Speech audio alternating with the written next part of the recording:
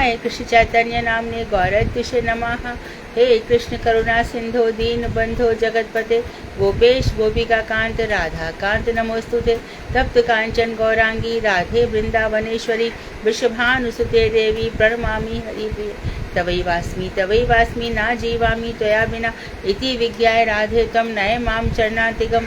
गुर्वे गौरचंद्राय राधिकायै तदालये कृष्णाय कृष्ण भक्ताय तद्भक्ताय नमो नमः। वांक्षाकल्पतरुवश्य कृपा सिन्धुभ्येव च पतितानां पावनेभ्यो वैष्णवेभ्यो नमो नमः।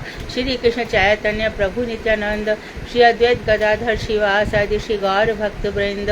हरे कृष्ण कृष्ण कृष्ण हरे हरे, हरे राम राम राम हरे हरे। मैं सर्वप्रथम मध्य गुरु पाद्म पद्म परमाराध्यतम नित्य प्रविष्ट ओम विष्णुपाद अष्टोत्तर श्रीमद् भक्ति वेदांत नारायण गोसाई महाराज मध्य शिक्षा गुरु पाद्म पद्म परमाराध्यतम नित्य प्रविष्ट ओम विष्णुपाद अष्टोत्तर श्रीमद् भक्ति वेदांत श्री वामन गोसाई महाराज के चरणार बिंदु में अनंत कोटि दंडवत प्रणाम कर उनकी अहेतु की कृपा की भिक्षा करती हूँ। मैं ग्रंथ राशि चतन शिक्षा में तदे रचयिता ओम विष्णुपाद श्री भक्ति विनोद ठाकुर के चरणार बिंदु में कोटि कोटि दंडवत प्रणाम कर उनकी अहेतु कृपा की प्रार्थना करती हूँ। मैं सभी वैष्णवी सभी के लिए यथा योग्य वंदन अभिवादन दंडवत करती हूँ। तो आज हम व्यास नारद संवाद पढ़ेंगे। कल तक हाँ दंडवत, कल तक हमारे प्रसंग बहुत सुंदर चले। हरे कृष्णा दंडवत। तो प्रसंग हमारे देखो बहुत सुंदर चल रहे हैं। अब व्यास जी ने ग्रंथ तो बहुत सारे लिख डाले। व्यास जी कौन है? स्वयं भगवान श्री कृष्ण के शक्त्यावेशावतार हैं। वेद सबसे पहले आ गया था सतयुग में वेद था और जो जनता थी वो सतयुग में ध्यान बहुत करती थी। ध्यान से भगवान को पाया गया। जैसे कि ध्रुव को हम देखते हैं, ध्रुव सतयुग में है। प्रहलाद को हम देखते हैं, ध्यान से भगवान मिले। तो इसलिए भगवान को क्या कहा जाता है? ध्यान मंगल। भुवन मंगल तो है ही, वो संपूर्ण भवन का कल्याण करने वाले हैं। उसके बाद त्रेता आया। त्रेता में यज्ञ बहुत हुए।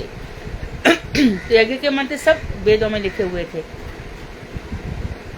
वशिष्ठ जी भी यज्ञ के लिए पूरी उनकी सम्मति थी। और जब भगवान श्री राम ने कहा कि मैं यज्ञ कैसे करूं, सीता तो है नहीं, क्योंकि आप गृहस्थ हो और पत्नी जीवित है तो पति के साथ ही यज्ञ करना पड़ेगा। परंतु जब पत्नी नहीं है तो उन्होंने फिर स्वर्ण मूर्ति की उनको सलाह दी, स्वर्ण मूर्तियाँ बनवा लो। तो स्वर्ण मूर्ति बनवा करके फिर यज्ञ के आयोजन हुए। कई सारी स्वर्ण मूर्तियाँ बनी, पर वो स्वर्ण मूर्ति खाली पुतली जैसी नहीं थी, उनमें जान थी। ऐसा नहीं था कि वो ऐसी बैठा दी गई थी। वो स्वर्ण मूर्ति में प्राण डाल दिए गए थे, प्राण प्रतिष्ठा हुई थी उनकी। डिस्टर्बेंस हो रहा है।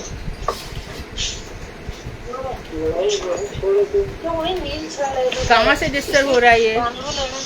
हरे कृष्णा दीदी दंडवत। ये दीप नाम से कोई आ रहे हैं, उन्होंने अपना स्पीकर ऑफ कर दिया दीदी, कर दिया। हाँ, तो उन स्वर्ण मूर्तियों में प्राण प्रतिष्ठा डाल दी।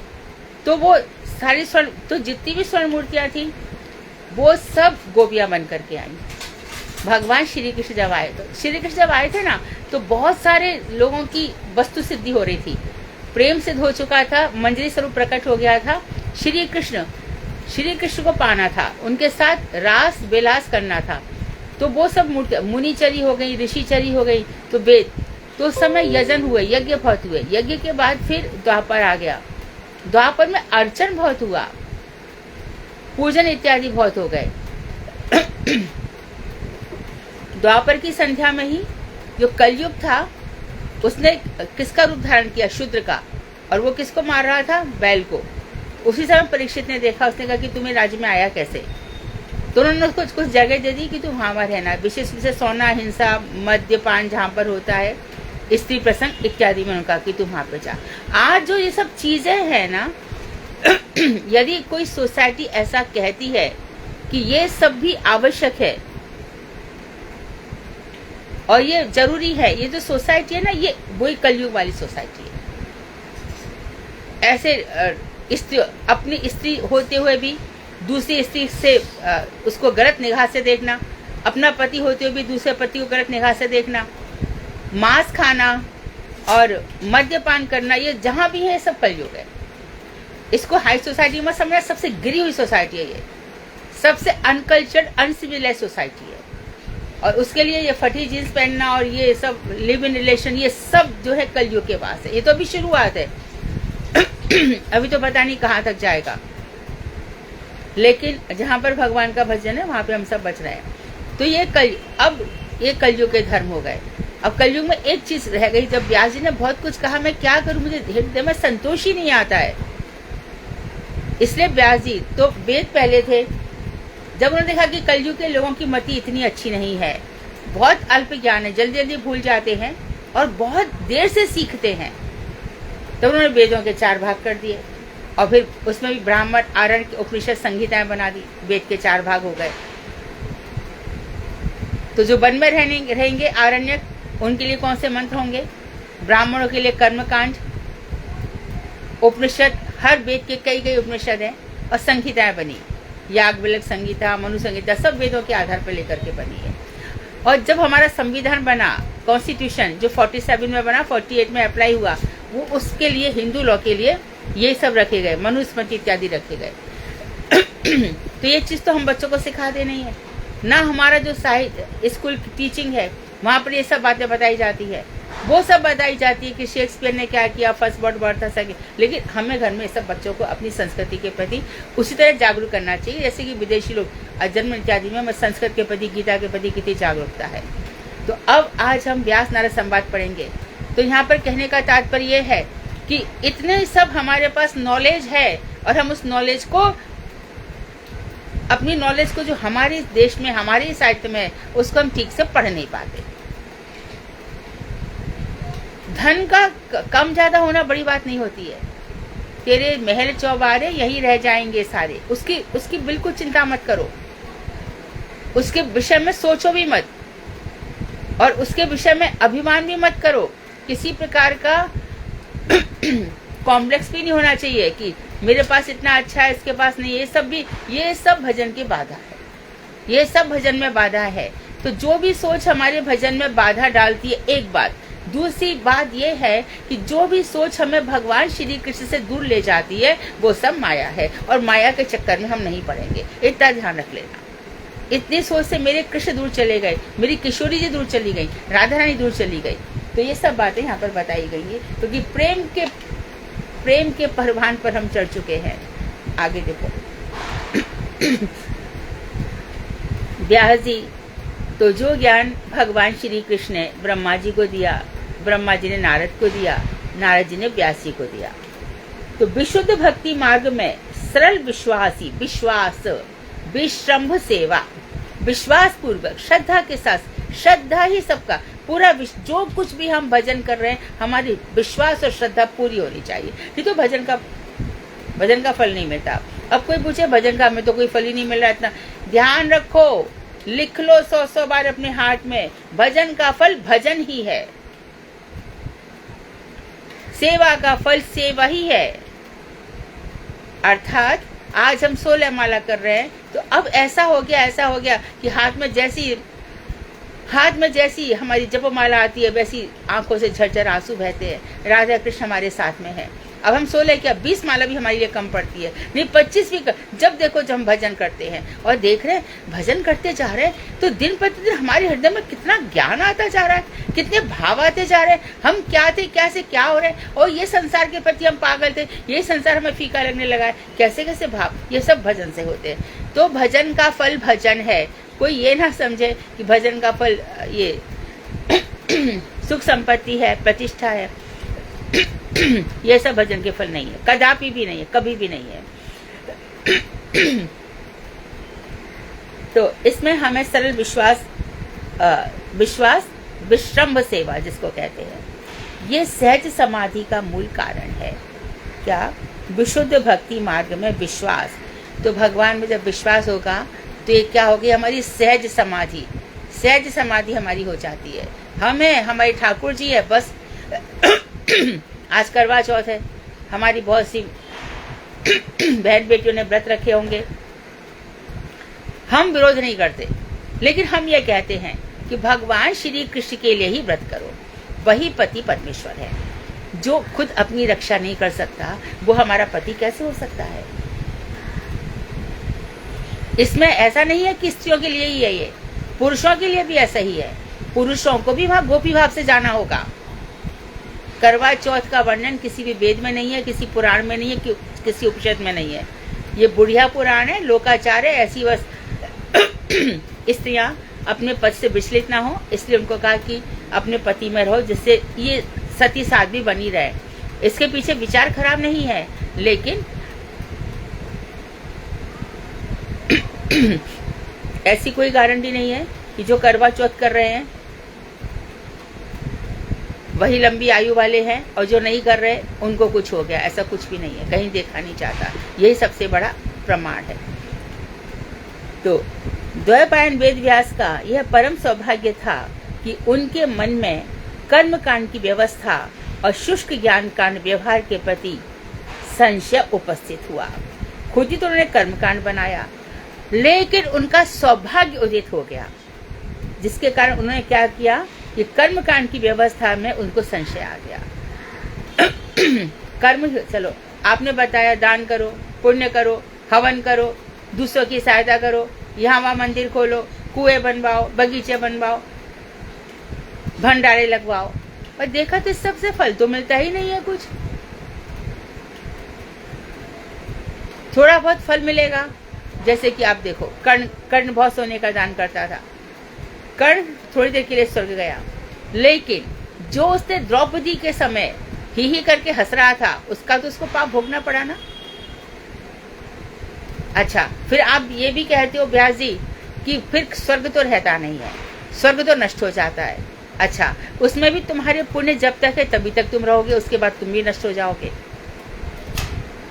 तो स्वर्ग लोक क्या है? क्षय लोक है, वहां नष्ट हो जाते हैं। तो इनको फिर कर्म कांड से नफरत आ गई व्यास जी को। और शुष्क ज्ञान कांड, हम ज्ञान कांड क्या है? अरे मैं ब्रह्म हूँ, मैं भगवान का ही हूँ, मैं ईश्वर हूँ, ऐसा। तो ज्ञान प्राप्त कर लिया, लेकिन नीरस हो गया। नीरस, सरसता नहीं है हृदय में। सरसता कब आती है? जब हमारे श्याम सुंदर के साथ, हमारी किशोरी जी के साथ थोड़ा वार्तालाप होता है, थोड़ी उनसे बातचीत होती है, उनसे थोड़ा सा लगाव होता है। अब जैसे कि आज के चल रहा है ना दामोदर अष्टक, अब हम सब सोचते हैं सारे ईश्वरों के ईश्वर, शंकर जी के भी ईश्वर, ब्रह्मा के भी ईश्वर, ये क्या कर रहे हैं? कैसी लीला कर रहे हैं? रो रहे हैं, वो भी आंख रिगड़ रिगड़ करके, और आंखों का काजल उनके मुख पे बह रहा है। और वो यशोदा जी जो सारे संसार का नियंता है, यशोदा जी के आंगन में बाल भाव से है। तो यशोदा कहती है, अरे उपद्रवी, बहुत तेरा उपद्रव हो गया है, आज तुझे बांधूंगी। तेरे प्रति ताने सुन सुन के मैं घबरा चुकी हूँ। तो जब हम ये लीला करते तो हमारे रोमांच होने लगता है कि ये भगवान वात्सल्य रस के लिए कैसी लीला कर रहे हैं। सखाओं वाले के लिए सखा रस है, और मधुर रस वालों के लिए नमो राधिकायै त्वदीय प्रियायै, जो आपकी शक्ति है, आह्लादनी शक्ति है। तो भगवान माधुर्य के अवतार है, माधुर्य के हैं। तो उससे फिर भगवान श्री कृष्ण से हमारी बातचीत प्रारंभ हो जाती है। कोई बड़ी बात नहीं है कृष्ण से बातचीत करना, किशोरी जी के चरणों की सेवा, क्योंकि भजन का प्रोसेस ही यही है कि पहले भगवान के रूप सामने दिखाई देंगे, पहले भगवान का नाम के प्रति हमारी दृढ़ श्रद्धा होगी, फिर भगवान के रूप आएंगे, फिर भगवान के गुण आएंगे। अरे भगवान में मिले कितना सब कुछ कर रहे हैं। तो फिर पहले जो भगवान हमारे ध्यान मंगल थे, वो क्या हो रहे हैं? श्रवण मंगल, सुनने के साथ ही हमारा मंगल, और तत्क्षणात् वृद्ध्यते, कृष्ण की बातें सुनते ही वो हमारे हृदय पर अपना अधिकार जमा लेते हैं। तो यहाँ पर यही बता रहे हैं कि शुष्क ज्ञान के प्रति मन हट गया। उन्होंने अपने गुरुदेव श्री नारद गोस्वामी द्वारा प्रश्न किए जाने पर कि तुम इतने उदास क्यों हो, तो क्या कहा नारद व्यास जी ने? प्रभु, आपके द्वारा कहा गया संपूर्ण ज्ञान मैंने ग्रहण किया है। जो कुछ आपने बतलाया था मैं अक्षर अक्षर सुनता हूँ। अच्छा, जो कुछ भी कहा जा रहा है उसको धारण कौन कर सकता है? पहली बात तो श्रद्धा हो, और दूसरी बात हमारी पोटेंसी भी ऐसी है कि भजन में हम बल मिल रहा है, हम भजन करना चाहते हैं। तो हम क्यों सुनेंगे सारी बातें? क्योंकि हमें भजन करना है। हम क्यों सुन रहे हैं? क्योंकि हमें उस स्तर तक पहुंचना है जहाँ पे हमारे आचार्य बैठे हुए हैं। हम वहीं जाएंगे, हम उधर छोड़ के जाने वाले नहीं। कहते क्यों जाए, कहाँ रखा, कौन सी दुनिया में जाए, क्या कर लेंगे? बुढ़ापे को तो रोक नहीं सकते, मृत्यु को तो रोक नहीं सकते, पुनर्जन्म को तो रोक नहीं सकते, फिर कब तक? तो जहाँ पर हमारे गुरु वर्ग वैष्णव हमारे लिए आए हैं, ऑलवेज थिंक ऑफ दिस, ये गुरु जी का जन्म मेरे लिए ही हुआ है, इसलिए मेरा इतना कल्याण हो रहा है। तो उन्होंने नारद जी से कहा कि देखो, आपके द्वारा कहा हुआ संपूर्ण ज्ञान मैंने ग्रहण किया है, फिर भी मुझे आत्म प्रसन्नता प्राप्त नहीं हुई, इसका कारण समझ में नहीं आ रहा। बहुत से ऐसे लोग हैं, हृदय प्रसन्न नहीं है, हृदय में खुशी नहीं है, वो हमेशा चिंतित रहता है, भयभीत रहता है। ऐसा नहीं होना चाहिए। कृष्ण के ऊपर जब शरणागति हमने कर ली, 10 मूल में भी है ना, भगवान श्री कृष्ण हमारे सब कुछ है। जब उनकी शरणागति, वो पग पग पर मेरी रक्षा करेंगे। अनन्या चिंतयन्तो माम ये जना पर्युपासते तेषां नित्याभियुक्तानां योग क्षेमम वहाम्यहम्। तुम मेरा चिंतन करो, तुम्हारा योग क्षेम मैं वहन करता हूँ। हमें तो नहीं समझ में आ रहा है, हम कह रहे कि ये होना चाहिए, आप तो नहीं कर रहे हो। मुझे आपका कल का देखना है, 100 साल बाद का देखना है, 10 साल बाद का देखना है, तुम अभी का ही देख रहे हो। मैं देखूंगा कि मेरे लिए क्या ठीक है। मुझ पर सौंप दिया ना जीवन। अब जीवन जब सौंप दिया तो देख, एक तो बात ये हो गई कि तुमने जीवन सौंप दिया, अब तुम किसी बात के करता नहीं रहे, करता नहीं तो भोगता भी नहीं ना। हम कर रहे हैं, हम भोगे क्यों? हमने कुछ काम ही ऐसा नहीं किया, हम भोग क्यों करें? हमारा तो एक ही भोग है, हम भजन करेंगे बस। अब बाकी आप जानो, आपका काम जाने। तो जो भजन कर रहे हैं वो कुछ काम नहीं करते क्या? वो सबसे ज्यादा काम करते हैं।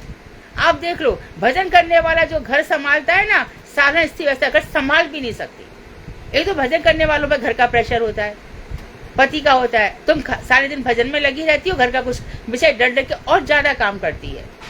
इसी प्रकार से जो पत्नी है, पति बस यही माला लिए फिरते रहोगे, कुछ काम भी करोगे तो सोचे अरे पिंड काटो ना, काम करके रख दो, फिर भजन कर लेंगे, ये भी कर दो, ये भी कर दो कल मेरे लिए सुनने को कुछ बाकी ना रहे। तो वो ज्यादा ही काम करते हैं। और फिर ऊपर से कहेंगे तुम्हारे बच्चे पढ़ नहीं सकते।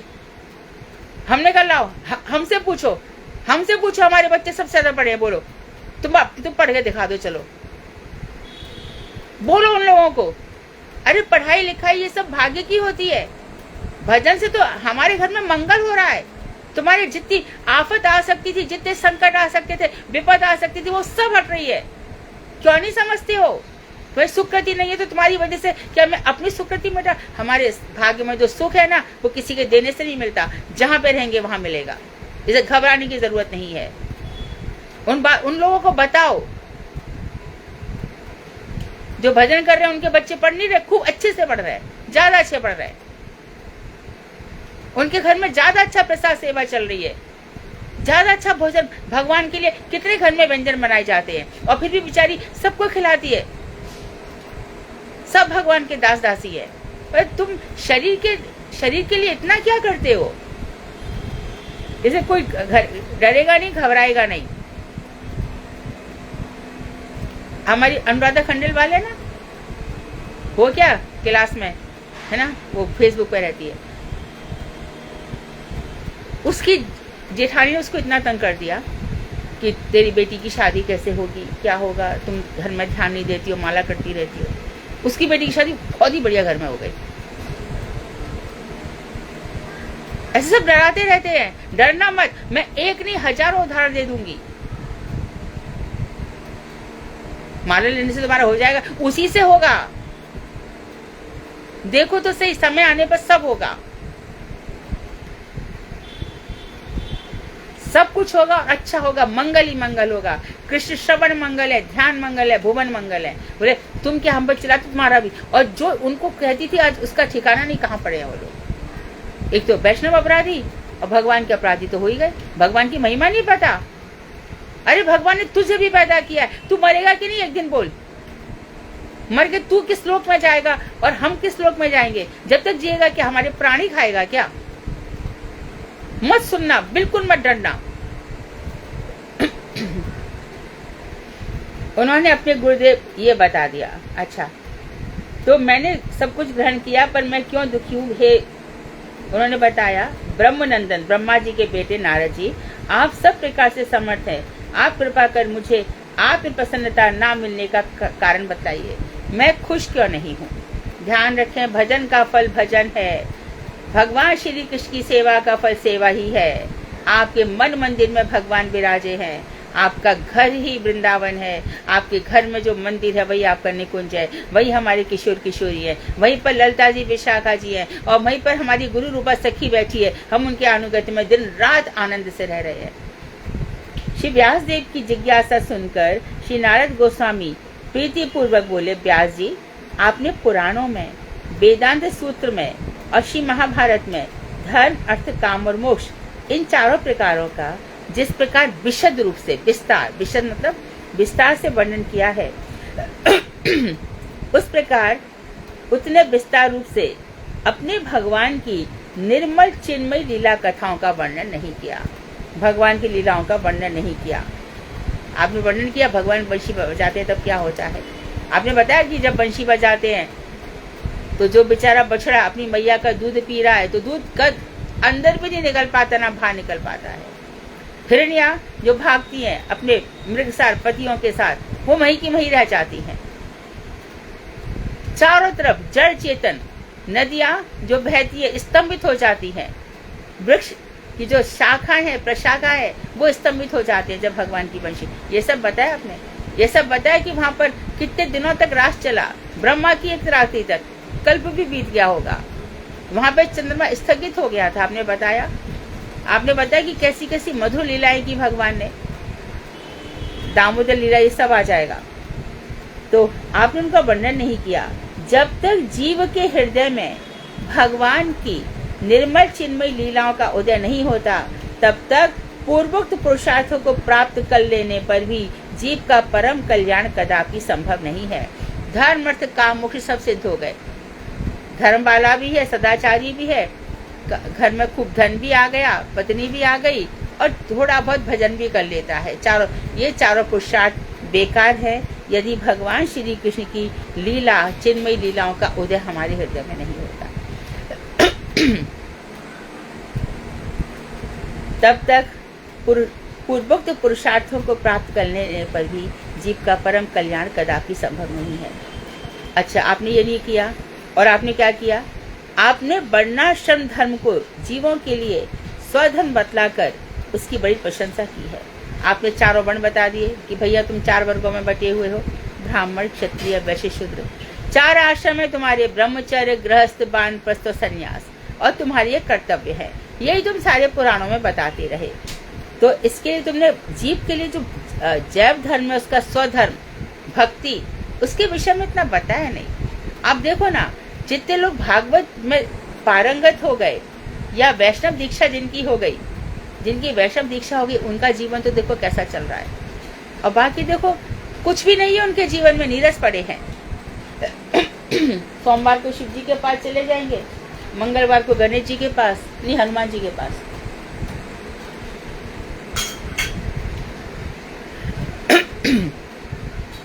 कल्पनाएं करते रहते हैं भगवान की, और बहुत दयनीय, बहुत शोचनीय अवस्था इन लोगों की। और ये लोग गुरुवार को मजार पे भी चले जाएंगे, मरे हुए शवों पे चादर भी चढ़ाए आएंगे। यही हिंदू लोग अजमेर चलो और वहाँ चलो, हाजी अली चलो, मन्नत मांगी आओ। ये मन्नत शब्द अपना थोड़ी है, क्या मांगना है पता नहीं। तो आपने वर्णाश्रम धर्म का जीवों के लिए स्वधर्म बतलाकर बड़ी प्रशंसा की है, परंतु यह धर्म जीवों का औपाधिक धर्म है। बाहर से लाया, जैसे उपाधि होती है ना, उपाधि, एक उपाधि, जैसे आत्मा की उपाधि हो गई, स्त्री है, पुरुष है, आत्मा की उपाधि हो गई, डॉक्टर है, वकील है, इंजीनियर है।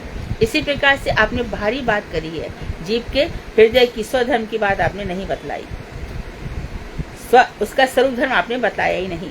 यदि कोई जीव इस औपाधिक धर्म का त्याग करके हरि भजन करे, तो ये जो उसको बताया गया है कि देख तू मामा है, तेरा भांजे का धर्म है, तू बाप है, तेरा बेटे का धर्म है, तू माँ है, तेरी बेटी है, ये सब औपाधिक है, ये शुद्ध धर्म नहीं है। तो औपाधिक धर्म का त्याग करके यदि वो हरि भजन करे तथा अपक्व अवस्था में पतित भी हो जाए, जो भजन कर रहा है मानो वो पतित हो जाए, भजन से उसका मन ही हट गया, तो ध्यान रखिए जितना भजन किया है उतना नष्ट नहीं होगा। भगवान श्रीमताम गेहे धीमताम गेहे, बुद्धिमानों के घर में, श्रीमंतों के घर में उसको पैदा करते हैं, जहाँ से उसका भजन और आगे चलता है। तो अपक्व इमैच्योर अवस्था में, अभी भजन पूरा भी नहीं हुआ, उसका पतित हो जाए तो उससे उसका कोई अशुभ या अहित नहीं होता। कर्मकांड में तो यज्ञ पूरा नहीं हुआ तो समाज में तो बदनामी होगी और जो देवता है वो भी प्रसन्न नहीं होंगे। वेदांत कहता है कि देवताओं को आदत पड़ जाती है, जैसे कि इंद्र का यज्ञ है ना, इंद्र का एक बार यज्ञ नहीं हुआ तो क्या कर डाला देखो उसने। इन लोगों को आदत पड़ जाती है देवताओं को, वो मनुष्यों को पशु बना के रख देते हैं अपने स्वार्थ के लिए। जब इतनी तैयारियां हो रही थी तो भगवान श्री कृष्ण ने पूछा नंदराय जी से, बाबा इतनी तैयारियां क्यों चल रही है? तो उन्होंने कहा कि चलो ये बच्चा मेरा चतुर थे तो समझा दो। उनका तैयारियां चल रही है, बेटा देख सुन, हमारा धन क्या है? गोधन है ना, और गोधन के लिए क्या चाहिए? घास के लिए क्या चाहिए? बरसात के लिए क्या चाहिए? मेघ, और मेघ किसके कंट्रोल में? इंद्र के। इसलिए बेटा हम अपनी गैयाओं के लिए इंद्र की पूजा करते हैं। तब भगवान ने उनको समझाया कि जहाँ पर इंद्र की पूजा नहीं होती वहाँ क्या बारिश नहीं होती है क्या?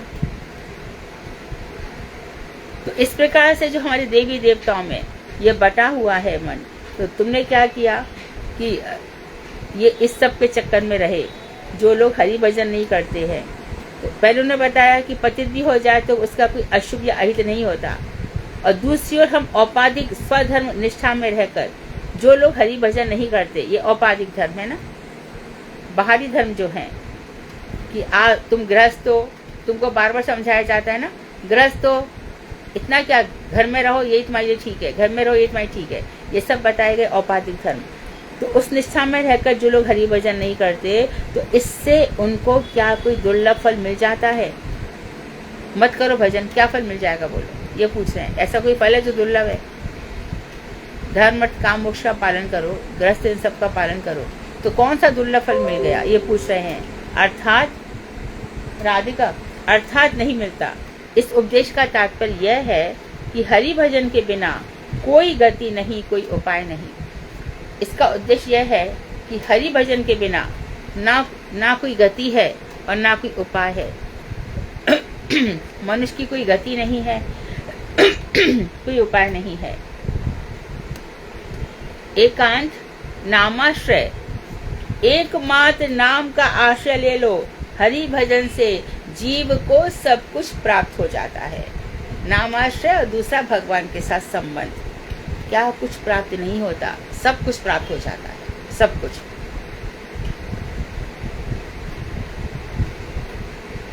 देखो कैसे होता है, बताओ। एक उदाहरण देने में कोई बुराई नहीं है, और आत्म प्रशंसा नहीं है, श्लाघा नहीं है, कुछ भी। क्योंकि आत्म प्रशंसा करने वाले के सारे गुण नष्ट हो जाते हैं, जो अपनी बड़ाई करेगा उसका एक गुण नहीं बचेगा। लेकिन सुनो क्यों ये कहा जा रहा है। मुझको, मैंने पहले भी बताया, आज फिर बोल रही हूँ कि मुझको भागवत पढ़ने का बहुत बहुत बहुत शौक था, है ना। तो हमारे यहाँ भागवत हिंदी में थी, हमारी किसी भी मठ में नहीं, किसी भी मठ में नहीं थी, ठीक है। इस्कॉन से निकले कि उसका हिंदी अनुवाद किसी को भी जम नहीं रहा है। इंग्लिश में तो जो हमें प्रभुपाद ने लिखा है वो वंडरफुल है, लेकिन हिंदी में नहीं जम रहा है। बहुत इसकी आवश्यकता थी, गुरुदेव को ज़रूरत थी। और मुझे जब भी मैं जाऊँ गीता प्रेस का लेकर के, और गुरुदेव में, अरे बेटी ये मायावादी है, तुम हमारा वाला पढ़ो, मुझे बंगला आती नहीं एक शब्द। तो मैं लिटरली रोती थी, और ऐसे थोड़ा बहुत नहीं रोती थी, अच्छे से फुट के रोती थी। क्या मैं जन्म में भागवत नहीं पढ़ पाऊंगी? और देखो बिना किसी डिक्शनरी के, बिना किसी टीचर के, बिना से मुझे बंगला आ गया। तात्पर्य क्या हुआ? यदि हम वृंदावन में देखते हैं, जो लोग भजन करना चाहते हैं, उनको वृंदावन धाम मिलता है कि नहीं मिलता है? कोई संकट आया उनके जीवन में, बल्कि जो संकट है वो मिट जाते हैं। जो बरसाने में रहना चाहता है उसको कौन रोक सकता है? जो गिरिराज जी की तलहटियों में रहना चाहे उनको कौन रोक सकता है? वो बात अलग है कि अब वैसी व्यवस्था रह नहीं गई। अब जहाँ देखो वहाँ पे इतने ईंट पत्थर के मकान बना दिए गए हैं, कॉलोनीज बना दी गई हैं कि वो चीज़ें नहीं मिलती। लेकिन भजन तो उनका ही सफल हुआ भाई, हुआ कि नहीं हुआ? तो यहाँ पर स्पष्ट रूप से कहा है कि ऐसा तुम चारों पुरुषार्थों को पाल के देख लो, कुछ नहीं मिलेगा, और भजन थोड़ा सा भी कर लो तो क्या कुछ नहीं मिल जाता है। इस उपदेश का तात्पर्य यह है कि बिना हरि भजन के कोई गति नहीं है, कोई उपाय नहीं है, कोई रास्ता नहीं है। एकांत नामा स्वरूप हरि भजन से जीव को सब कुछ प्राप्त हो जाता है। जो हम भगवान से नहीं मांगे उसको भी भगवान दे देते हैं कि इसके लिए मंगलकारी है, और भगवान उसको हटा देते हैं कि इससे इसका मंगल होगा, भजन में बाधा होगी। तो जो कुछ हट रहा है भगवान की कृपा है, जो कुछ मिल रहा है भगवान की कृपा है। तो कृष्ण भक्ति आत्मा का नित्य सहज धर्म है। श्री व्यास जी ने इस भक्ति योग की सहायता से सहज समाधि, ध्यान रखे, जो आराम से चल रहा है, कोई प्रयास नहीं है, कुछ नहीं है, सहज समाधि का आश्रय लिया था। इस समाधि को सहज कहने का तात्पर्य यह है कि जीवात्मा के लिए कृष्ण भक्ति अत्यंत सहज है। बाकी सब चीजों में बहुत क्लेश है, बहुत कष्ट है। कृष्ण भक्ति हमको क्या, हरे कृष्ण तो बोलना है। श्री राधे, जय गोविंद, जय गोपाल, जय श्याम सुंदर, हे प्यारे जू, हमारा काम हो जाता है। भगवान ने नाम में सारी शक्ति दे दी है, तो ये बड़ा सहज है। चलते फिरते, हंसी में, हास में, परिहास में, डांट में, फटकार में, संकेत में, आभास में, कैसे भी ले लो, ये नाम फल दे जाता है। तो कृष्ण भक्ति ही आत्मा का नित्य धर्म है।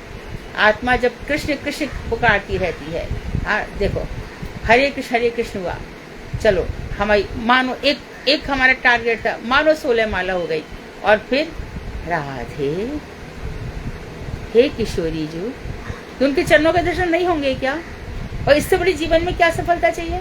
क्या पाओगे? क्या चाहिए? किसके लिए जी रहे हो? किस पे अपना इंप्रेशन जमाना है? किस पे अपनी प्रतिष्ठा को, किससे पूजा करवानी है?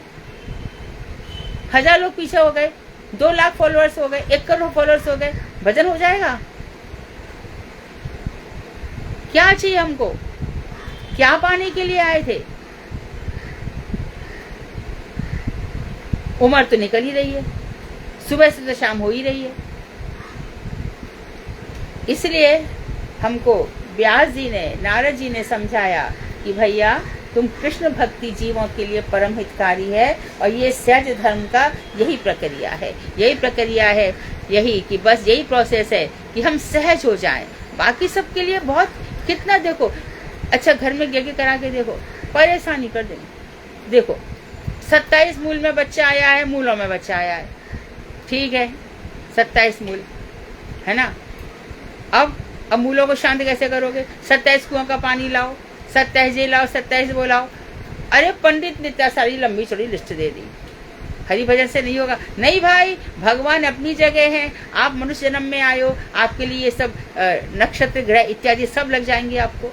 अरे किसी के एक नक्षत्र की हिम्मत नहीं है भगवान कृष्ण के नाम के आगे खड़ा हो जाए, एक नक्षत्र खड़ा नहीं हो सकता। और करवा दिए शांत, मूलों में बच्चा हुआ है, बड़ा क्रोधी होगा, और जो मूलों में नहीं हुआ वो क्रोधी नहीं हुआ क्या?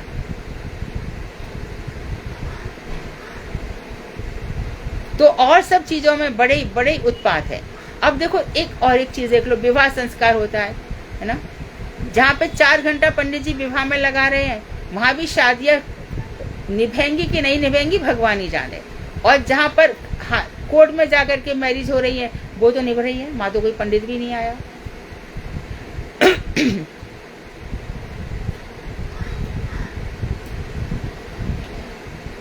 तो ऐसे सारे रीति रिवाज बता दिए, तो सब ये सब टाइम पास वाली चीजें है भाई। मनोरंजन, सबसे बड़ा मनोरंजन है शादी। आजकल 4 दिन की, 6 दिन की, 8 दिन की शादी होगी, डेस्टिनेशन मैरिज होगी। कितना टाइम वेस्ट है। करवा चौथ में कितने ब्यूटी पार्लर आज तो गए, कितना, किस लिए? कितना शारीरिक है, कितना बाहरी है। आत्मा का इसमें दूर दूर तक कोई रिलेशन ही नहीं है। हर चौथी दुकान ब्यूटी पार्लर की है, हर 5वीं दुकान मेडिकल वाले की है, और हर 6ठी दुकान खाने वाले की है। यही तो है सब।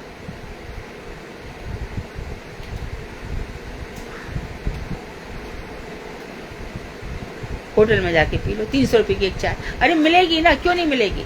उसको इतने सारे एसी का बिल देना है, इतने सारे वहाँ पे जो काम करते हैं स्टाफ, उसको देना है। और हम बड़े आराम से गुरु वैष्णवों की सेवा छोड़ करके, ग्रंथों की सेवा छोड़ करके, एक ग्रंथ खरीदने के लिए हम कितना सोचते हैं, सोचो तो जरा। 1000-1500 रुपए तो हम लोग ऐसे ही किधर भी डाल देते हैं और ग्रंथ सोचने के लिए इतना सोचते हैं, जिससे हमारा जीवन का परिवर्तन होता है। सारा कुछ इस जीवन में मिल जाता है, उसके लिए हम बिल्कुल इतना सोचेंगे। और साड़ी हम 7 दिन जाएंगे भागवत में, तो 7 दिन हमारी 7 साड़ी होनी चाहिए भाई, 7 दिन के 7 सूट होने चाहिए।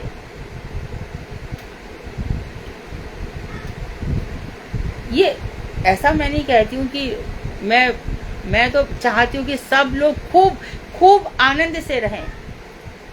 महाप्रभु कह रहे कि भालना पहरे भालना खावे, बहुत अच्छे के ऊपर मजा बहुत, लेकिन तुमको पहन के आनंद आता है, लेकिन भजन करो।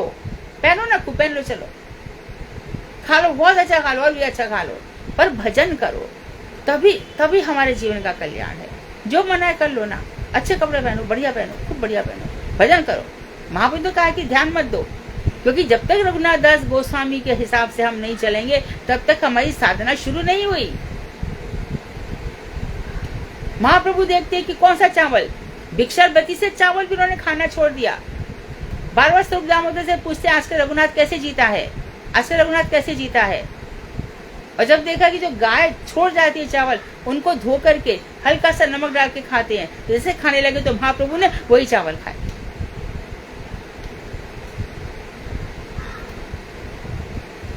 चलो इतना नहीं करो, हम भगवान को अर्पण, रघुनाथ दास गोस्वामी जैसा तो भजन नहीं हो सकता, परंतु श्रद्धा तो ऐसी रहे, कम से कम इतना तो हरि भजन हो।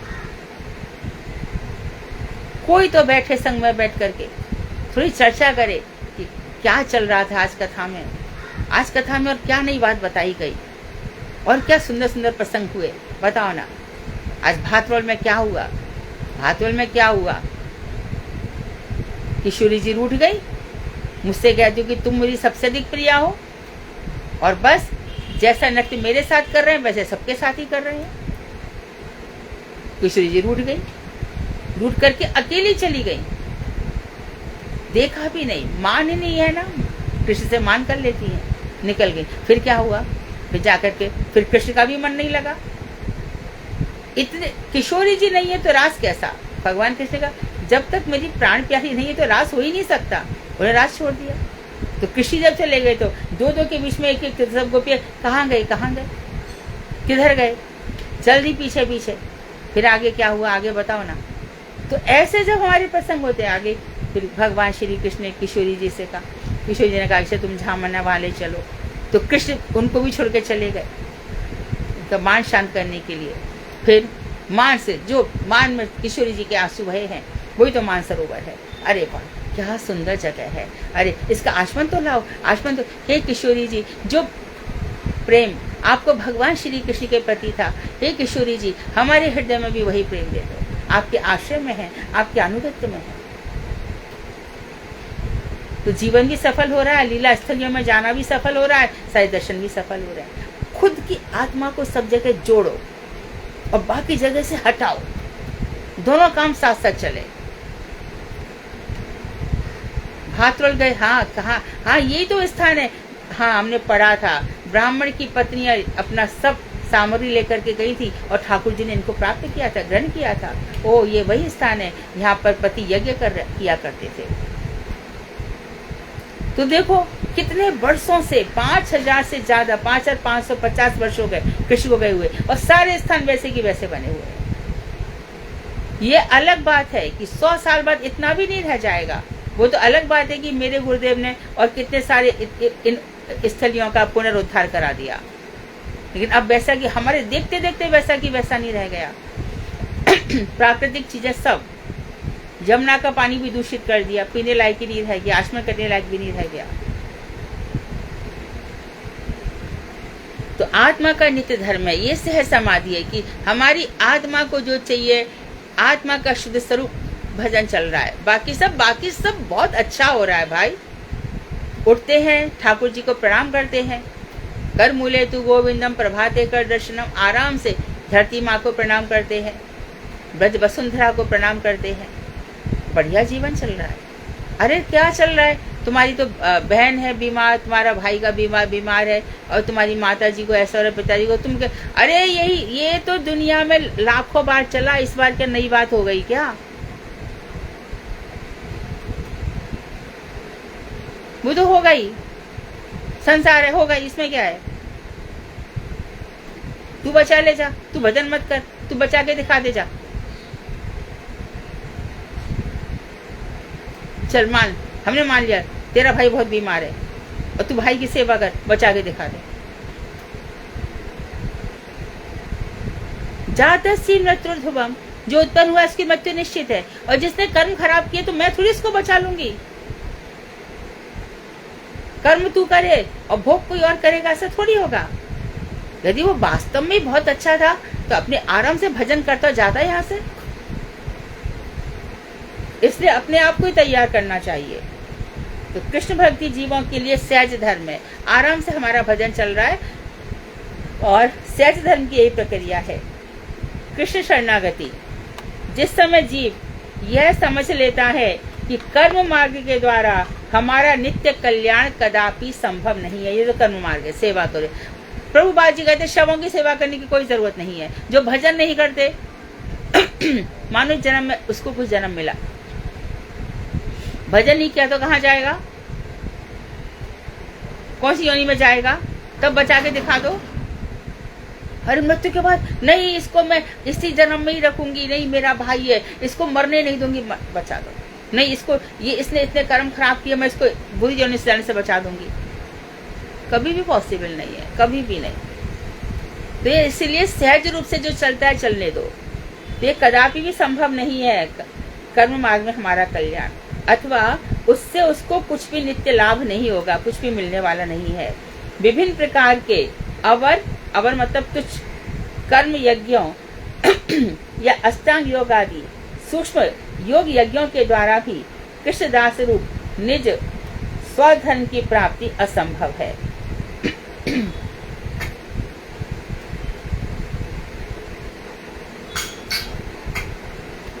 यहाँ कह रहे हैं कि जिस समय उसको लाभ नहीं होता, विभिन्न प्रकार के तुच्छ कर्म यज्ञ कैसे, मानो एक जोड़ लिया, 50 लड़कियों की शादी करनी है, टेंट लगवाने हैं, 50 को एक जैसा देना है, 50 मंगलसूत्र आएंगे, 50 क्या आएंगे, ये बेस, साड़ी का बेस आएगा, 50 दूल्हे की पगड़ी आएंगी, पूरा एक यज्ञ तैयार, बहुत बड़ा कर्म यज्ञ होने वाला है। उससे मिला क्या, क्या मिला? इसका फल तो देखो, खोलो वेद खोलो, पुराण खोलो, मनु संहिता खोलो, जहाँ पे कर्मों का फल मिला हुआ है वहाँ पे क्या लिखा है कि 50 विवाह करके क्या मिलेगा? वहाँ तो कुछ नहीं लिखा है। वहाँ तो लिखा है हर किसी को अपने कर्म का फल भोगना पड़ेगा। ठीक है, आपने 50 गरीब लड़कियों की शादी करा दी, आपको क्या मिला? गरीबों की सेवा के। मुझे कुछ नहीं मिला, क्योंकि उसमें कृष्ण का नाम ही नहीं था, तो मेरी तरफ किसी ने देखा भी नहीं। किसी देवी देवता ने देखा होगा कुछ फल देने को? ऐसा कुछ था ही नहीं। पंडित आ गए, विवाह कर गए। तो फिर आपका जो अपने इतना कर्म किया, साल भर या 6 महीने आपने लगाए, 4 महीने, इसका कुछ तो फल होगा। तो अब विचार कर देखो, कुछ भी नहीं है। तो हम ऐसे कर्म यज्ञ करें, अथवा उससे उसको कुछ भी नित्य लाभ नहीं होगा। तो विभिन्न प्रकार के तुच्छ कर्म यज्ञ बताए उन्होंने, या अष्टांग योग आदि सूक्ष्म योग यज्ञों के द्वारा भी। अब अष्टांग योग है ना, अष्टांग योग वही यम नियम प्राणायाम आसन ध्यान धारणा प्रत्याहार समाधि, अष्टांग योग करके सूक्ष्म योग यज्ञ। अब यहाँ पर उस दिन भी समझाया था, आज फिर से बोल रहे हैं, यदि ये सब भगवान से जुड़ जाते हैं तब तो ये ठीक है, लेकिन वहाँ पे भगवान तो है ही नहीं, है ना।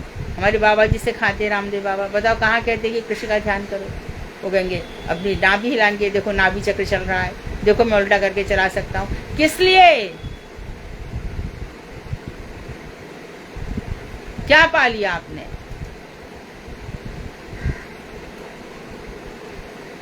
अच्छा, योग करके सिद्धियां मिल जाएंगी, मिल गई अणिमा महिमा लघिमा इशिता प्रकाश वशियत, तो कई सिद्धियां मिल जाएंगी।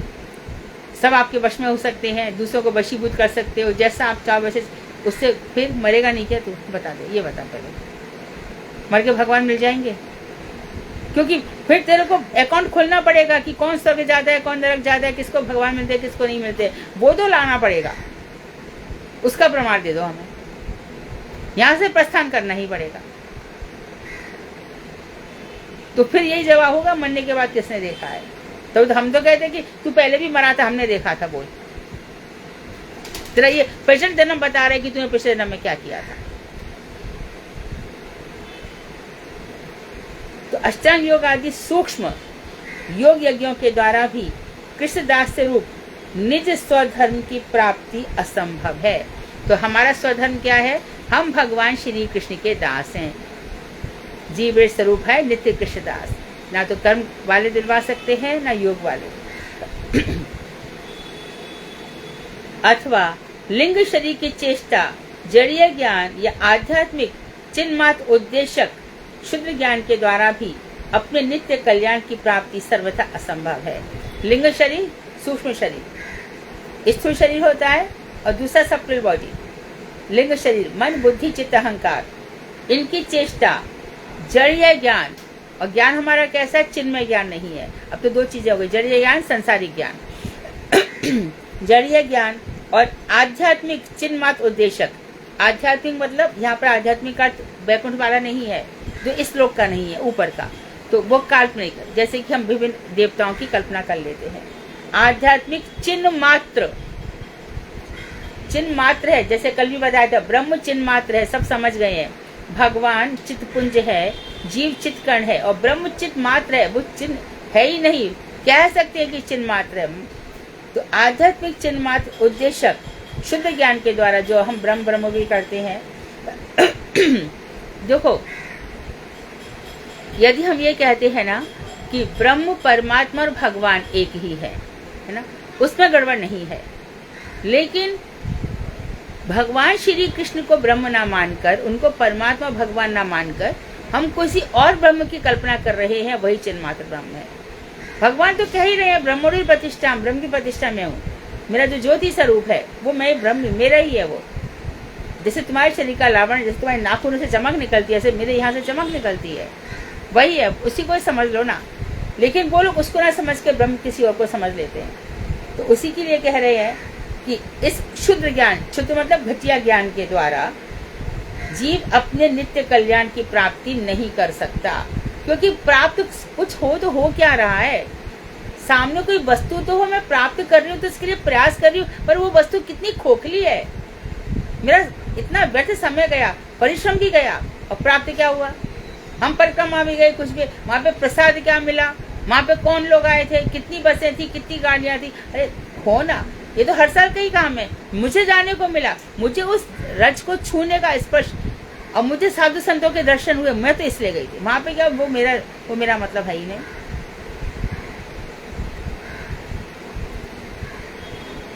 तब कोई दूसरा उपाय न देखकर साधु गुरु की जीभ से, कृपा से जीव रोता हुआ ऐसी प्रार्थना करता है।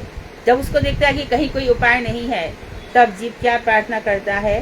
हे पतित पावन, हे हम जैसे पतितों का उद्धार करने वाले, हे कृष्ण, मैं आपका नित्य सेवक होकर भी संसार सागर में पतित होकर क्लेश भोग रहा हूँ।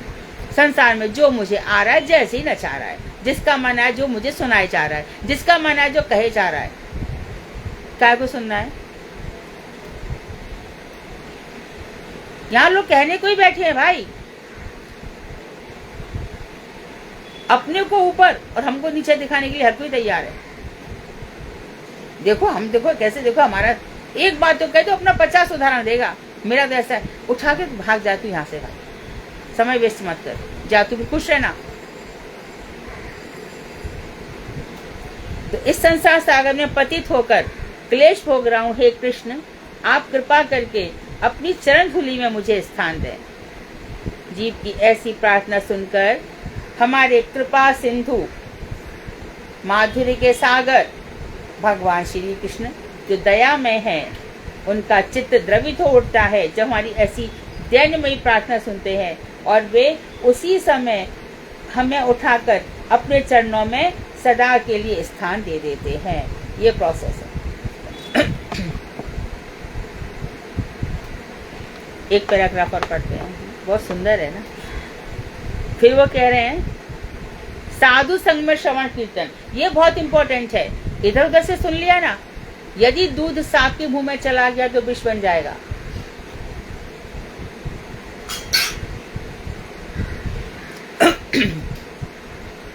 एक व्यक्ति खूब भजन किया, 10 साल बाद पूछे गुरुदेव से, गुरुदेव मुझे क्या मिला?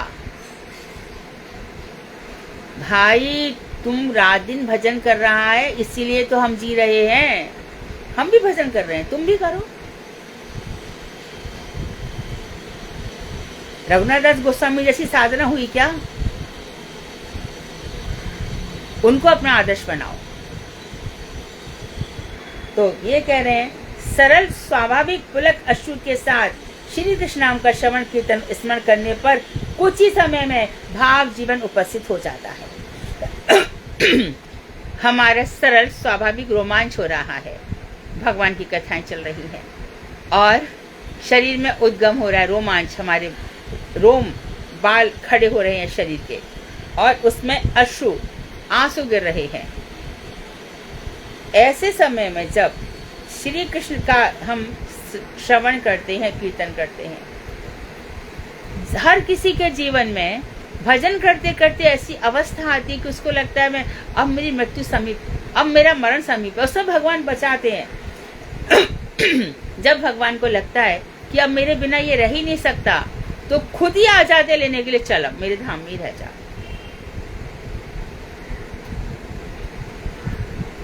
उसको संसार बड़ा फीका लगने लगता है, भगवान की बातें कह नहीं पाता, रो रो करके। फिर वो एक बुढ़िया की कथा आती है ना वृंदावन में, उनके सचमुच में वास्तव में ठाकुर जी को बुखार आ गया है ना, और डॉक्टर आए, चेक किया तो 4 डिग्री बुखार था, औषधि दी गई और तब महाराज आपका बुखार भी उतरा। ऐसे जगन्नाथ जी में बुखार चढ़ता ही है उनको, पहले तो नहाते हैं 108 घड़े पानी से वेदी पर बैठकर, नहाना भी है और बुखार आना भी है। तो ये जो सहज समाधि हमारी लगती है और हम ऐसी ऐसी भगवान की कथाएं सुनते हैं, तो हमारे मदन मोहन में वो घड़ी पहनाते हैं, तो वो कहते हैं उनकी दिल धड़कता है, वो घड़ी चलती है जब पहनती है। हाँ, वहाँ पे ऐसे अभी कहा जाता है, तो जो घड़ी है वो चल रही वो है कि उनका दिल धड़कता। हाँ, और इधर राधा रमन लाल जी में भी रसोई, आज भी रसोई घर में जाके खा रहे हैं। हाँ, तो स्मरण करने पर कुछ ही समय में भाव जीवन, हम भावुक उपस्थित हो जाते हैं। फिर भजन करते करते ऐसी दशा हमारी होती है, रोमांच, अश्रु, कंप, श्वेत, पसीना ये सब आने लगते हैं। कोई कुछ बोलता है, ऐसा लगता है कहाँ पे आके बैठ गया, भजन में ही मन लगता है। ऐसे साधकों के हृदय में कृष्ण विराजमान हो जाते हैं, उनके हृदय में उनके सारे अनर्थों को दूर कर देते हैं। कोई अनर्थ रहता नहीं है, ना उसको कोई सुख की कामना रहती है, कोई इच्छा ही नहीं रहती उसकी। हृदय को संपूर्ण रूप से निर्मल करके कृपा पूर्वक अपना प्रेम प्रदान कर देते हैं। तो भगवान श्री कृष्ण की दया क्या है हमारे ऊपर? अपना प्रेम देना। और जो धन संपत्ति है, प्रतिष्ठा है, वो श्री कृष्ण के द्वारा की गई वंचना है। जाओ इसको दे दो, भगाओ यहाँ से, ऐसा। परंतु भगवत कृपा से अंतःकरण निर्मल होने पर भी कुछ साधक चित्त में शरणागति का अभाव होता है। एक चीज और बता रहे हैं कि एक प्रकार के साधक ऐसे भी हैं, भगवत कृपा से उनका अंतःकरण निर्मल हो भी गया है, लेकिन शरणागति पूर्ण रूप से नहीं है। अहंकार पूर्वक वो सोचते हैं अपनी चेष्टा से कूट समाधि द्वारा हृदय को शुष्क बनाकर प्रेम की प्राप्ति से वंचित रह जाते हैं। तो उनको थोड़ा अहंकार होता है कि भगवान की कृपा से मेरा भजन ठीक ठाक चल रहा है, और बस क्या करते हैं, कूट समाधि। कूट समाधि मतलब एकदम, कूट कहते हैं पर्वत को, एकदम कोई भाव ही नहीं होना, हृदय एकदम शुष्क हो जाना। तो ऐसे कूट समाधि द्वारा हृदय को एकदम सूखा बना लेते हैं। बिल्कुल हृदय में कोई बातचीत, बहुत से ऐसे लोग हैं इनके हृदय में कुछ होता ही नहीं है। आप देख लो कितने लोग कहेंगे भजन तो करते हैं, आप नहीं कहते हो कि कैसे पुलक, हमारा हृदय तो आधे ही नहीं है, तो शुष्क ज्ञान है, बहते नहीं है, और ये सब बातें, ये लीला क्या है। ऐसे लोगों का ये हाल होता है। तो प्रेम की प्राप्ति, इनको प्रेम की प्राप्ति नहीं हो पाती। इसलिए बड़ी सावधानी से दैन्य और आत्मनिवेदन के द्वारा अपने हृदय में श्री कृष्ण को लाना पड़ता है। तो भाव अवस्था में भी क्या करना पड़ेगा? रात दिन दैन, हे ठाकुर जी, हे श्याम सुंदर, हे मदन मोहन, हे सर्वनियंता, हे जगत पालन करता, इस जगत में मैं भी एक क्षुद्र जीव हूँ, मेरे ऊपर भी दया कीजिए। इसलिए आत्मनिवेदन करो, अपनी बातें कहो उनसे और अपने हृदय में बार बार श्री कृष्ण को लाओ। ये श्री कृष्ण इधर आओ, कृष्ण। तो गुरुदेव बुलवाते थे ना कार्तिक में, गाओ सब, हे कृष्ण, हे कृष्ण, हे कृष्ण, हे कृष्ण, हे गौर, गौर हे, गौर हे, कृष्ण हे, राधे हे, निताई है। ऐसे गुरुजी पुकार लगा देते और गुरुजी के यूं अश्रुधारा बहती थी। ऐसे एक तो वहां बहती थी और दूसरा रघुनाथ दास गोस्वामी की समाधि में पता नहीं उनको क्या हो जाता था, एकदम चेहरा लाल पड़ता था और फूट फूट के रोते थे, बोल नहीं पाते थे। और जब पुकार लगवाते थे निताई है, निताई है, तो इस तरह से जब गुरुजी कहते भी थे कि देखो तुम लोगों का जो भजन है ना वो इस लोक तक ना रह जाए, बिरजा नदी के उस पार पहुंचे। तो हमारी आवाज कौन सुन रहा है? अरे जिसने तुमको पैदा किया है वही तुम्हारी आवाज भी सुनेगा, उसी को सुनाने के लिए करना है। तो बड़ी सावधानी से दैन्य और आत्मनिवेदन के द्वारा अपने हृदय में श्री कृष्ण को लाना पड़ता है। ऐसा करने के लिए जड़ीय युक्ति और जड़ीय प्रयास आदि संपूर्ण रूप से दूर हो जाते हैं। फिर स्वयं होता है, फिर इस जड़ इंद्रियों के द्वारा अंतःकरण भी नहीं रहता कि हम मन बुद्धि चित्त अहंकार से कर रहे हैं, ये भाव अवस्था से होता है। भावों से अपने आप ही वहां पुकार लगती है। तो इसमें इंद्रियों के प्रयास नहीं रहते, जड़ इंद्रियों के प्रयास न जड़ इंद्रियों की युक्तियां रहती हैं। आत्म चक्षु खुल जाते हैं, अंदर की आंखें खुल जाती हैं। अब सब कुछ अंदर का खुल रहा है, जो कुछ बंद पड़ा था भक्ति विनोद ठाकुर की कृपा से सब कुछ दिन पे दिन खुलता चला जा रहा है और भगवत तत्व का साक्षात्कार हो जाता है। अभी यहाँ देखो ध्यान देना, भगवान का साक्षात्कार नहीं कहा, तत्व का साक्षात्कार। जो याज्ञवल्क्य ने मैत्रेयी से कहा था कि देखो जो तुम तत्व को जाने बिना यहाँ से जाओगे तो तुम्हें आना पड़ेगा, तुम्हारी स्थिति शोचनीय हो जाएगी। सुना भी, भजन भी किया, आत्म तत्व को समझा ही नहीं। तो आत्म तत्व का जब आत्मा का तत्व मालूम पड़ जाता है तो इसी आत्म तत्व के लिए तो ये यमराज के पास नचिकेता 3 दिन रहे। यमराज ने कहा क्या हुआ था, नचिकेता ने के पिताजी से कहा था कि यज्ञ किया उन्होंने, यज्ञ में कहा कि मैं गायों का दान दूंगा। उनके ठीक है दे दो, जो बाजस्नेय संहिता में इसका वर्णन आता है। तो वहां पर बता रहे हैं कि जब पिताजी यज्ञ संपन्न हो गया, सब बढ़िया बढ़िया अच्छे से हो गया, तो पिताजी ने जिन गायों का संकल्प दिया वो तो नहीं दिए, ब्राह्मणों को बूढ़ी गाय देने लगे। तब नचते कहते आप अच्छा नहीं कर रहे हो, आपने ये किया फिर आप बूढ़ी गाय क्यों दे रहे हो, वो तो किसी काम की नहीं है, दूध नहीं देती, बल्कि ब्राह्मण के सिर पे आ जाती है, बेचारी को 4 और खिलाओ, ब्राह्मण तो इसको मार नहीं सकता। हालांकि 10-12 साल मानो गाय ने दूध दे दिया, अब गाय ने दूध देना बंद कर दिया तो अपनी बूढ़ी गाय को घर से निकालोगे क्या?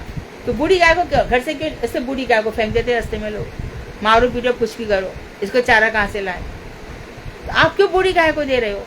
वो सुनते ही नहीं थे उनके पिताजी। तो उन्होंने कहा अच्छा मुझे किसको दोगे, वैसा तू मर जा जाके, देखो मृत्यु को दिया। तो उनकी भी इतनी अधिक शक्ति थी कि वो सीधे यमलोक में पहुंच गए। यमराज 3 दिन के लिए कहीं गए थे, तो बालक 3 दिन बाहर खड़ा रहा और 3 दिन बाद जब आ जाऊंगा मुझसे 3 वरदान मांगो। तो मुझे आप बहुत लालच दिया, तेरे को चाहिए तो सारी संपत्ति ले ले पृथ्वी की, एक ब्रह्मांड की भी संपत्ति तुझे दे दूंगा, कन्याएं ले ले जितनी चाहिए, सब प्रकार का लोभ दिया। अगर नहीं मुझे आत्मा का ज्ञान बता, ये तूने क्या पूछ लिया, ये ज्ञान तो बड़ा कठिन है। सच्ची बात पूछो तो जो आत्मा का ज्ञान दे रहा है ना, उसको भूरिदा कहा किशोरी जी ने श्रीमद् भागवत में, ते भूरिदा जना। भूरी मतलब भूरी भूरी प्रशंसा, बहुत बहुत बहुत बहुत बहुत देने वाले हैं। जो हमें इस तरह से ज्ञान की बातें बताते हैं। क्यों? हमारे लाखों जन्मों का उन्होंने हमको बचा लिया, तो कितने जन्मों तक, और इसी जन्म में कितना भोगना पड़ता। फालतू चीजों के लिए रोते रहते, नश्वर चीजों के लिए, हम जागतिक पदार्थों के लिए रोते रहते। तो इस तरह से यमराज की कथा आती है, किस तरह से उन्होंने आत्मज्ञान दिया।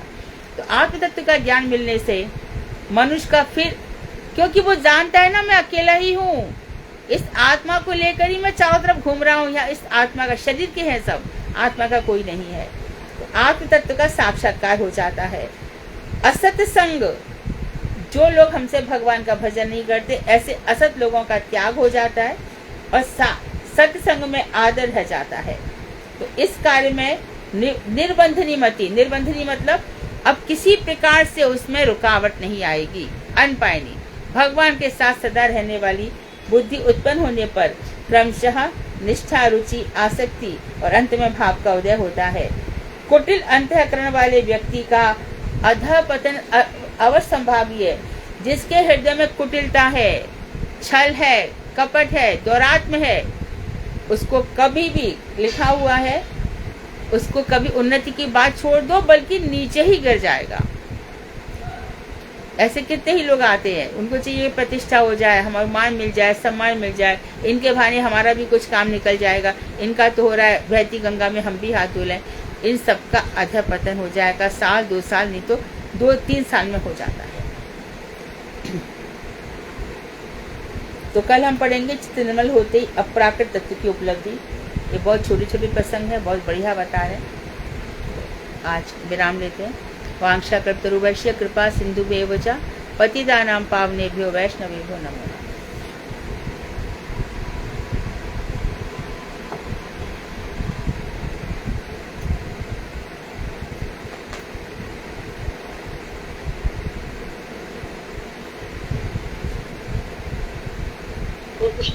हाँ। दीदी यहाँ पर ये बोले जड़ीय युक्ति किसे कहा है? सांसारिक भौतिक युक्तियाँ। जड़ीय मतलब जड़ जगत, जड़ इंद्रियाँ। किस संदर्भ में, विपरीत किस संदर्भ में? बताया, जड़ युक्तियों द्वारा क्या नहीं हो सकता, भगवान को प्राप्त नहीं किया जा सकता ना। बोलो, लाइन बोलो पूरी। जी, ये ना ऐसा करने पर जड़ीय युक्ति और जड़ीय प्रयास आदि संपूर्ण रूप से दूर हो जाते हैं। हाँ, इसमें जड़ युक्ति नहीं चलती है। और जड़ीय जो प्रयास है इंद्रियों के द्वारा, जड़ जगत के प्रयास, हम ऐसा कर लेंगे, हम वैसा कर लेंगे, जड़ इंद्रियों से वो नहीं चलते भाव अवस्था में। हरे कृष्णा दीदी, दंडवत प्रणाम। हाँ, दंडवत। दीदी इसका क्या मतलब है निर्बंधनी? निर्बंधनी मतलब बिना किसी बंधन के, अनपायनी भक्ति, जो भगवान से कभी हटती नहीं। स्वरूप भक्ति भी कह सकते हैं इसको, किसी प्रकार का बंधन नहीं, निर्बंध, स्वाभाविक।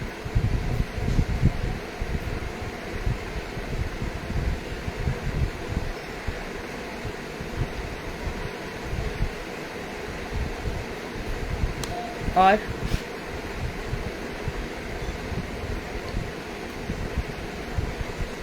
हरे कृष्णा दीदी, दंडवत प्रणाम। दंडवत।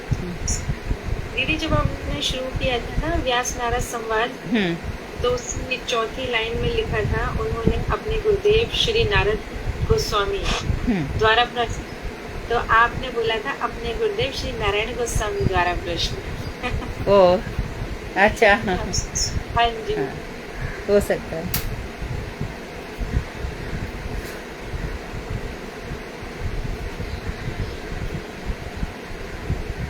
हरे कृष्णा दीदी, दंडवत प्रणाम। धन्यवाद। आज की कथा तो दीदी बहुत ही, हाँ, बहुत ही ज्यादा खड़े हो गए, एकदम से बहुत बहुत मतलब जैसे कहते हैं बाग बाग हो जाना, मतलब हाँ। बहुत आगे आगे ये पूरा इन्होंने पूरा खोल के रख दिया। किसी ग्रंथ में इतना खुला नहीं है। जब भक्तिनाथ ठाकुर ने खोल के रखा है ना, मैं कितने ग्रंथ पढ़ती हूँ, है ना, इतना खोला नहीं, बहुत बिल्कुल ऐसा बना के रख दिया एकदम कि हाँ भैया भक्ति करनी ही पड़ेगी, कुछ रास्ता नहीं भक्ति के अलावा।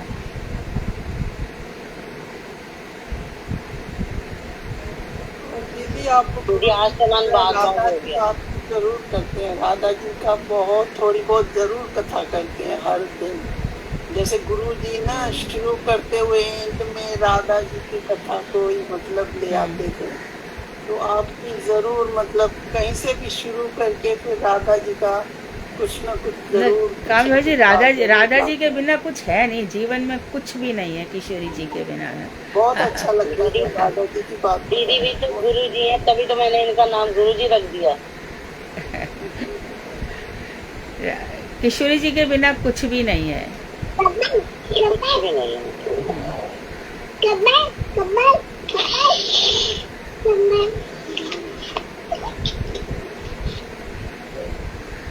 कोई और प्रश्न है?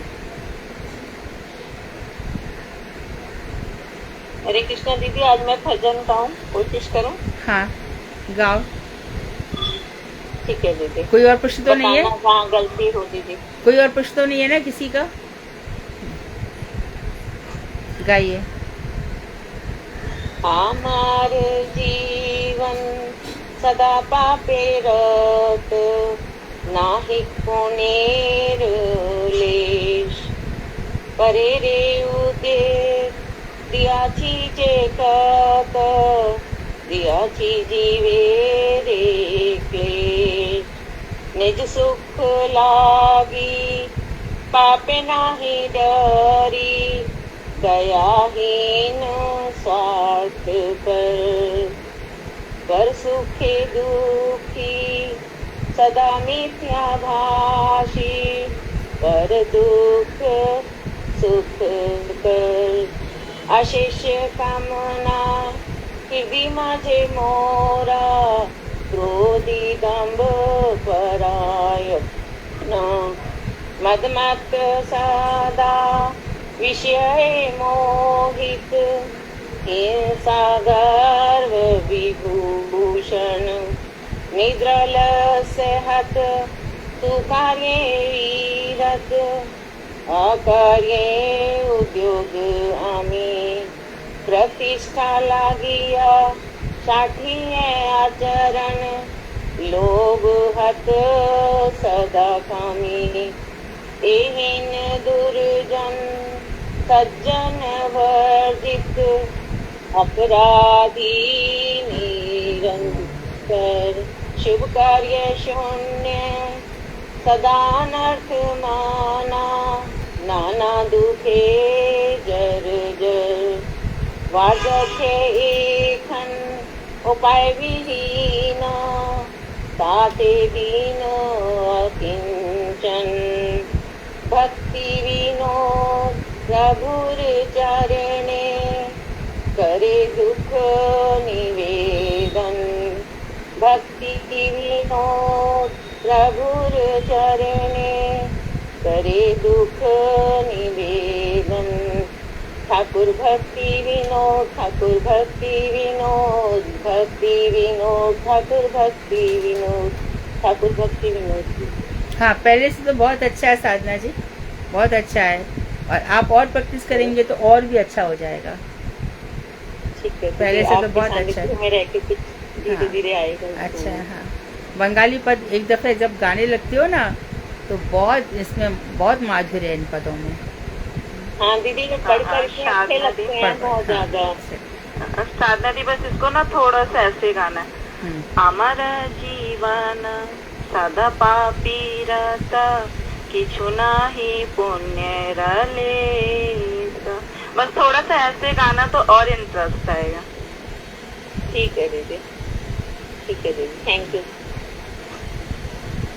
कोई और? दीदी एक मैं गाऊं? हाँ गाओ। मैं कौन है? कौन है? दीदी मैं विनीता। हाँ, विनीता गाइए आप तो अच्छा गाते हैं।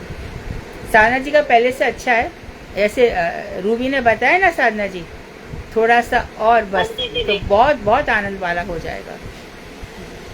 हाँ जी दीदी, अच्छे तो बहुत लगते हैं, लेकिन वही आपकी वाली बात है कि मेरी अभी इतना प्रैक्टिस नहीं है। हाँ, लेकिन आपने शुरू कर दिया है ना 4 महीने से। हाँ जी, हाँ वही। ठीक है दीदी। हाँ, गाइए विनीता। छूटे नहीं कन्हैया, छूटे नहीं कन्हैया, ब्रज धाम मरते मरते छूटे नहीं कन्हैया, ब्रज धाम मरते मरते मेरे लबों से निकले, तेरा नाम मरते मरते मेरे लबों से निकले, तेरा नाम मरते मरते छूटे नहीं कन्हैया,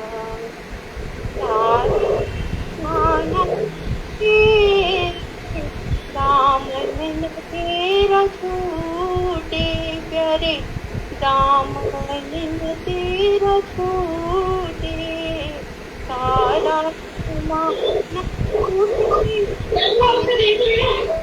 बिना तेरा छूटे, दर्शन तुम्हारा पाऊं, दर्शन तुम्हारा पाऊं, मेरे श्याम मरते मरते दर्शन तुम्हारा पाऊं, मेरे श्याम मरते मरते मेरे लबों से निकले, तेरा नाम मरते मरते सज कर के प्राण जाऊं, केवल तुम्हें बुलाऊं, सज कर के प्राण जाऊं, केवल तुम्हें बुलाऊं, प्यारे केवल तुम्हें बुलाऊं,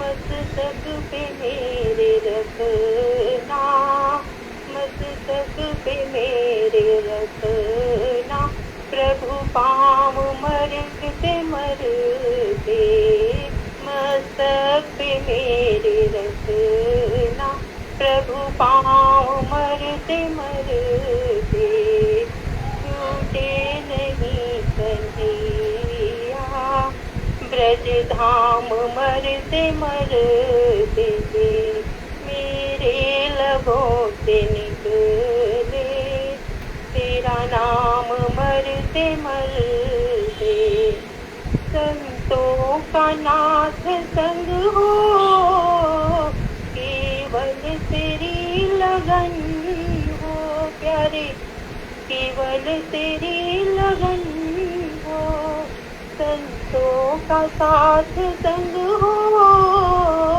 केवल तेरी लगन हो, प्यारे केवल तेरी लगन हो, फिर ब्रज में ही जन्म हो, फिर ब्रज में ही जन्म हो, करतार मरते मरते छूटे नहीं कन्हैया, ब्रज धाम मरते मरते, झूठा जगत है सारा, प्रेमी बनो तुम्हारा, झूठा जगत है सारा, प्रेमी बनो तुम्हारा, प्यारे प्रेमी बनो तुम्हारा, तेरे चरणों में ही पाऊं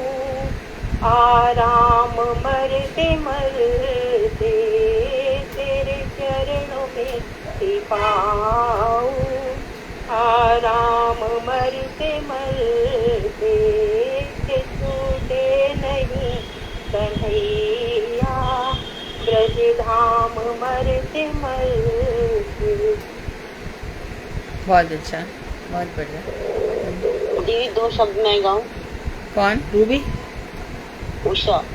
हाँ हाँ, गाइए उषा जी।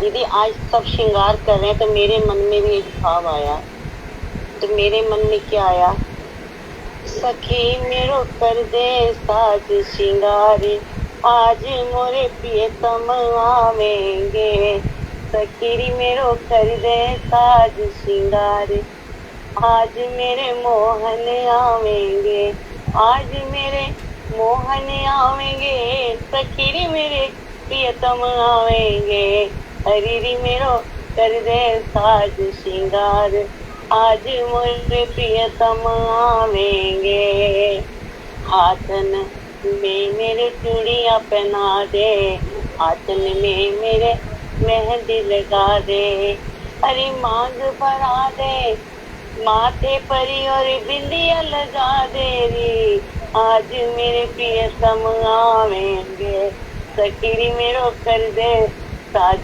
श्रृंगार, आज मेरे प्रियतम आवेंगे। अच्छा है, सुंदर है, बहुत सुंदर है। कल आज हमारे भी तो प्रियतम नहीं आना है ना। हाँ आज बिल्कुल। आज हमारे भी श्याम सुंदर आएंगे, हमें भी गले से लगाएंगे। वाञ्छाकल्पतरुभ्यश्च कृपा सिन्धुभ्येव च पतितानां पावनेभ्यो वैष्णवेभ्यो नमः। हरे कृष्णा दीदी, हरे बहुत कृष्णा। प्रणाम।